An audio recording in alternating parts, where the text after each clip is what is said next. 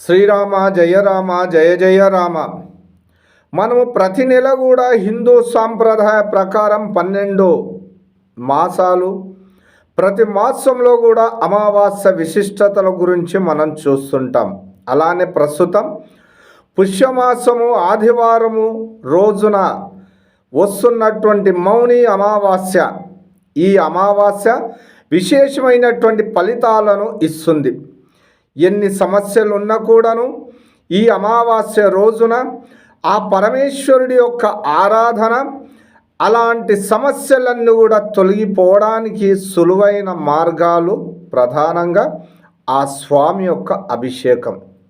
ఈ అమావాస్య ఈ రోజున ఆ పరమేశ్వరుడికి సంధ్యా సమయంలో పంచామృత అభిషేకము నిర్వహించినట్టయితే, ఆ పంచామృత అభిషేక పూజ అనంతరం ఆ స్వామిని ఆరాధించి ఓం నమ శివాయ, ఓం నమ శివాయ, ఓం నమ శివాయ అంటూ శివపంచాక్షరిని 108 సార్లు పఠించి ఆ స్వామి యొక్క తీర్థ ప్రసాదం స్వీకరిస్తే సకల కష్టాలు, సకల గ్రహ దోషాలన్నీ కూడా తొలగిపోతాయంటూ కూడా విశేషమైనటువంటి ఫలితాలు కలుగుతాయి.